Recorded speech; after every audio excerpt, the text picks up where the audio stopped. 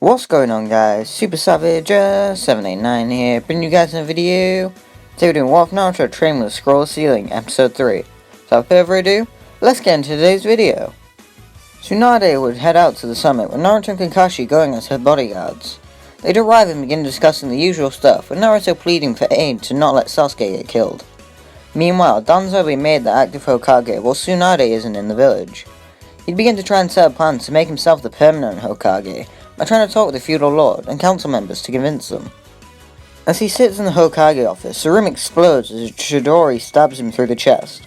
Sasuke alongside Team Taka stand in the rubble of the Hokage tower, holding the heads of Homer and Koharu.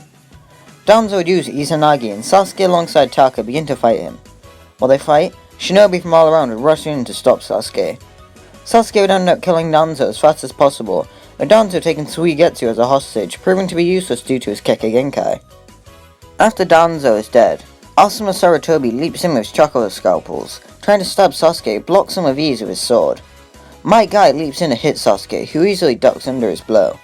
Jugo and Suigetsu begin fighting Guy, who easily holds the duo off.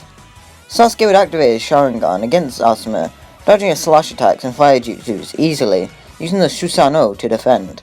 He'd pull out his sword and stabs him through the gut, leaving him bleeding on the floor. Before Sasuke can kill him though, Shikamaru rushes in, using Shadow Possession to halt the Uchiha's movements. Kiba rushes in, grabbing Asuma out of the way of any attacks, as Neji rushes Sasuke to use the 120 palms to quickly take Sasuke down. Sasuke breaks out the Shadow Possession and blocks everything with Susanoo, right as Lee arrives to punch him far back. Lee, Kiba and Neji all rush Sasuke, who is easily holding them all off, not breaking a sweat as he does so. Meanwhile, Shikamaru hangs back, trying to come up with a strategy. He grabs a flying Raijin kunai and throws it in the air, hoping for Naruto to come and save them. At the 5 Kage summit, Naruto realizes someone has thrown one of his kunai, however a deep voice tells him not to act upon it. Obito imprisons in front of the Kage, using Kamui landing on the table. He tells Naruto if he tries to leave, Sasuke has an explosive note on his heart that he will activate, which will save the village, but at a cost Naruto won't take. It's a bluff, however Naruto doesn't know that, needing to stay put there, all part of Obito's plan. He asks for them to hand over the 8 and 9 tails, which of course everyone refuses. Obito would declare the 4th Great Ninja War, however he wouldn't leave immediately after, since the moment he does, he knows Naruto will interfere with Sasuke. He leaps at Obito, calling him cocky, throwing a punch at him. Using Kamui, Obito sucks the right Kage into his dimension, shocking everyone. Naruto demands that Obito let him go, which makes him laugh at the stupidity of the Nine-Tails Jinchuriki. Naruto would use his Infinite Darkness Jutsu to blind Obito, as Kakashi uses a Kamui Shuriken, stabbing Obito despite him phasing. Realizing his identity of the person, Kakashi breaks Obito's mask, revealing the man he thought long dead. Back in the leaf, Sasuke is effortlessly holding off his opponents, beginning to become more and more aggressive on the trio fighting him. He'd slash them, making them bleed as slowly as they begin to die in pain. Ino uses a mind possession on Sasuke, however inside his mind he manages to break out, knocking Ino out in the process, reclaiming his body back in seconds. Getting bored of the weakling, Sasuke decides to up his game. He turns around and sees a fang of a fang rocketing right at him, using a Matarasu on it, causing it to become a black swirling flame. Instead of dying due to their rotation, the duo of Akamaru and Kiba manage to slow the burn, rocketing towards Sasuke. To avoid himself getting hit with a Matarasu, he distinguishes it and stops them with his hand. The duo fall to the ground, burned, coughing heavily damaged. Before Sasuke can kill them, 6th Gate Lee rockets in, going to kick Sasuke, who ducks under his attack. He grabs him by the leg and breaks it, which angers Lee as he falls down, stumbling. He goes to punch Sasuke, who catches his punch before grabbing him by the throat and lifting him into the air. He grabs his sword and stabs Lee through the gut, digging it in deep, infusing lightning chakra into it to make it even more harmful. He drops Lee's lifeless body to the ground before turning to the others to finish it up.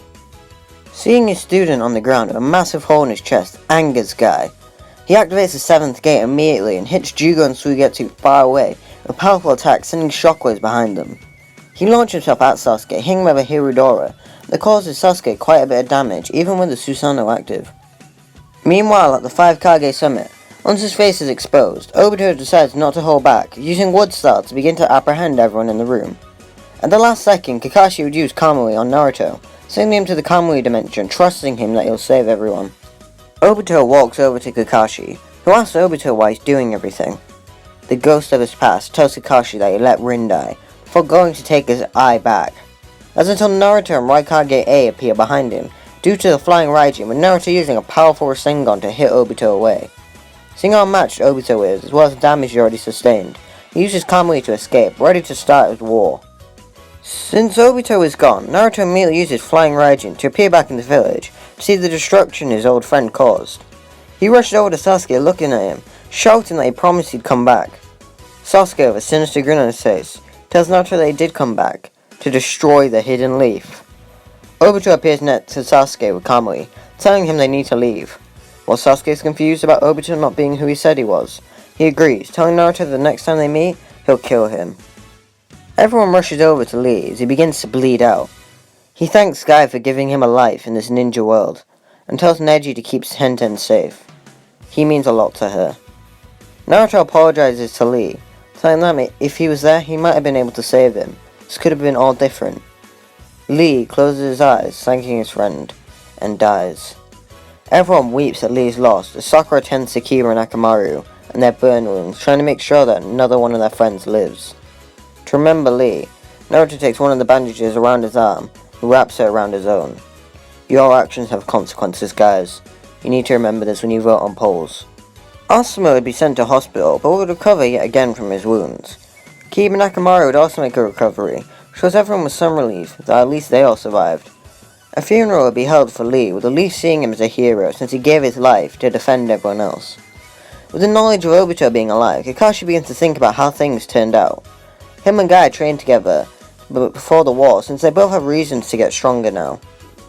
Obito would tell Sasuke that who he is not important, and I don't think Sasuke would care either.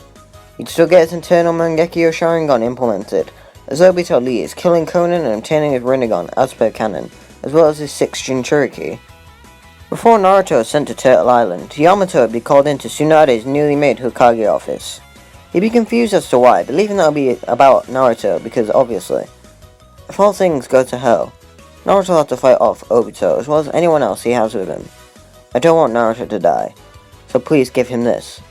Tsunade throws a scroll at the ceiling on the desk, shocking Yamato. Jiraiya-sama trusted Naruto with it. It's time we all start trusting him too. When getting on the ship, Yamato would give Naruto the scroll, telling him that while they're away he should learn a couple jutsus. It excites Naruto as he begins to read every jutsu, trying to learn anything he can pick up. To start with, Naruto learns the 4 red yang formation, not needing anyone else to use it with, since he has his shadow clones. He'd learn the 5-pronged seal since it's a basic jutsu, and anything explosive would destroy the ship. He'd also learn the Tengai perimeter barrier, learning when people get near him. His eyes scan across the Edo Tensei yet again, and he spends a good portion of the time reading that. When arriving on Turtle Island, he'd enter KCM-1, and Bee and Naruto would begin their escape, like normal. Since Naruto is flying Raijin, he decides to teleport to Obito, since they have to fight him regardless, and so they appear in front of him and his 6 paths, leading Edo Itachi and Edo Nagato walking around aimlessly. That is until an Uchiha finds them though.